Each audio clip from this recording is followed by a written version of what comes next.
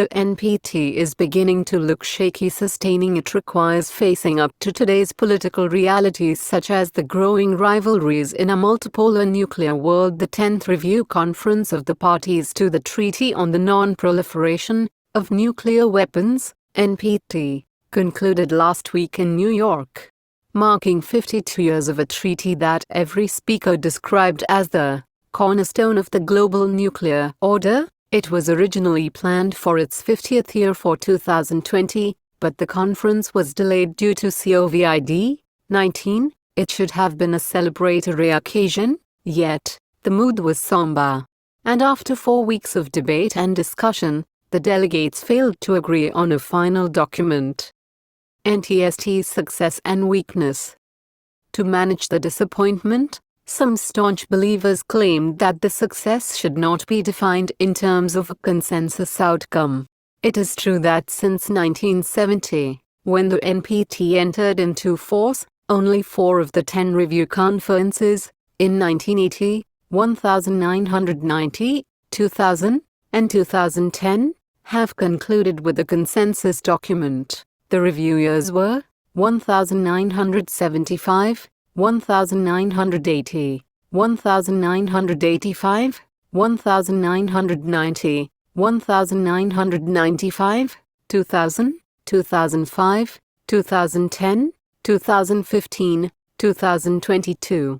Ironically, even the critical 1995 review conference, that decided to extend the NPT into perpetuity, broke down weeks later over the review process. However, there was one key difference in 2022. In the past, the divergences were over Iran, Israel, West Asia, or between the nuclear haves and nuclear have-nots.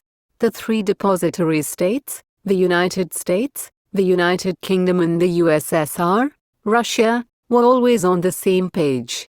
The difference in 2022 was that it pitched Russia against the West. It was the inability to find language to address the nuclear safety crisis at the Zaporizhzhia nuclear power plant in Ukraine, under Russian occupation since March, that ultimately led to the failure.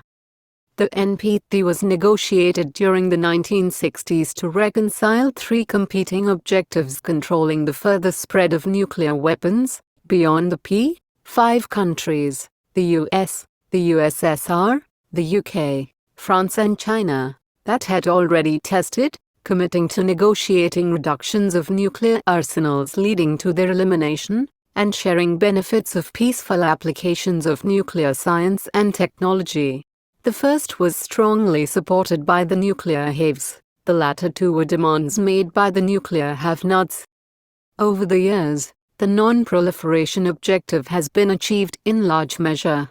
Despite apprehensions that by the 1980s, there would be close to 25 nuclear powers, in the last 50 years, only 4 more countries have gone on to test and develop nuclear arsenals: India, Israel, North Korea, and Pakistan. South Africa developed nuclear weapons, but the apartheid regime destroyed them and joined NPT in 1991 before relinquishing power to majority rule.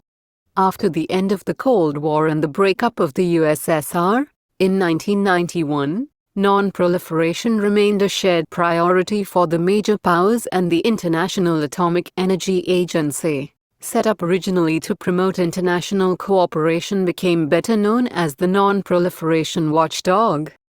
Progress on the other 2 aspects took a back seat.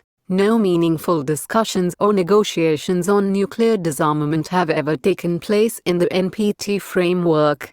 In fact, in the early 1980s, there was a growth in nuclear arsenals.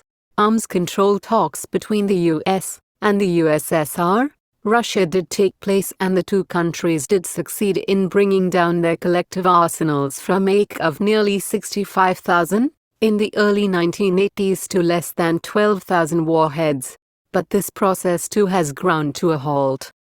The first signal was the US withdrawal from the 1972 Anti-Ballistic Missile (ABM) Treaty in 2002 on the grounds that it unduly constrained its missile defense activities. Limits imposed by the ABM Treaty had been a critical element in creating mutual vulnerability as a means of underwriting deterrent stability. It was a unipolar world with the US as the dominant power. Russia gradually responded by embarking on its nuclear modernization. In 2019, the US notified Russia of its decision to quit the 1987 Intermediate Range Nuclear Forces (INF) treaty that had obliged both countries to get rid of all ground-launched missiles with a range of 505,500 km. The US blamed Russia for cheating on its obligations and pointed out that China's missile developments created new security threats that needed to be addressed. The US was now facing two strategic rivals. The only surviving arms control treaty between Russia and the US is the new START treaty that imposes a ceiling on operational strategic nuclear weapons of 700 launchers and 1,550 warheads each. It expires in 2026 and there are no signs of any follow-on discussions. Attempts by the Donald Trump administration to invite China to join in the arms control process were rejected. Given growing tensions in the Taiwan Strait, any prospects for such talks have only receded. All that the 5 nuclear weapon states party to the NPT could manage at the conference was a reiteration of the 1985 Reagan-Gorbachev declaration that a nuclear war cannot be won and must never be fought. The statement remains valid but clearly sounded hollow in the face of growing strategic rivalry between China, Russia and the US, rising nuclear rhetoric, and modernization plans for nuclear arsenals being pursued. Nuclear modernization. While the Joe Biden administration's nuclear posture review is awaited, the U.S. S-30-year nuclear modernization program, intended to provide credible deterrence against regional aggression, is already underway. This has been used to justify developing and deploying more usable low-yield nuclear weapons. Russia, and China too, is developing hypersonic delivery systems that evade missile defenses as well as larger missiles that do not need to travel over the Arctic.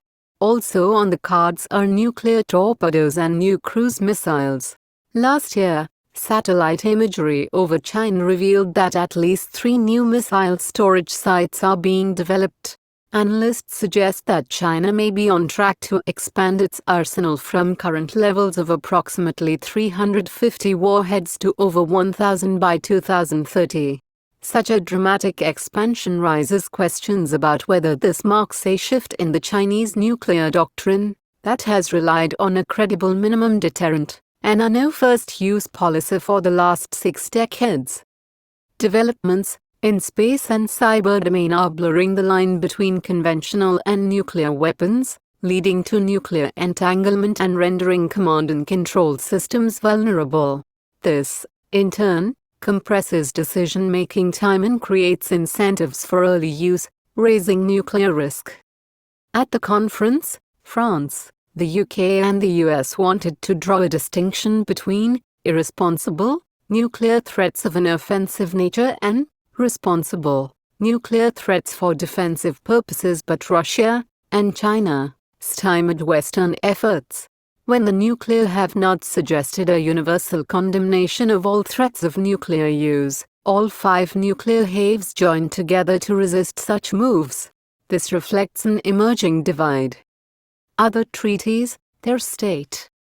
Frustrated by the absence of progress on nuclear disarmament, the nuclear have-nots successfully negotiated a treaty on the prohibition of nuclear weapons, TPNW, also called Ban Treaty, in 2017 that entered into force in January 2021. All 86 signatories are nuclear have-nots and parties to the NPT. The TPNW creates a new legal instrument, and at their meeting in June in Vienna, the TPNW states committed to pushing for stigmatizing and delegitimizing nuclear weapons, condemning all nuclear threats and building a robust global peremptory norm against them. Expectedly, The nuclear haves and their allies ignored the Vienna meeting but will find it increasingly difficult to overlook this political reality as more and more NPT colleagues call their bluff. The Comprehensive Test Ban Treaty, CTBT, was concluded in 1996 but has yet to formally enter into force because two major powers, the US and China, have yet to ratify it. While it is true that they do observe a moratorium on nuclear testing, modernization plans could soon run up against the CTBT. Nobody wants a breakdown of the NPT, but sustaining it requires facing up to today's political realities. The rivalries in a multipolar nuclear world create new challenges, different from what the world faced in a bipolar era of the 1960s when the NPT was concluded. Without addressing the new challenges, the NPT will weaken, and with it, the taboo against nuclear weapons that has held since 1945. Rakesh Sood is a former diplomat who served as Special Envoy of the Prime Minister for Disarmament and Non-Proliferation. He is presently Distinguished Fellow at the Observer Research Foundation.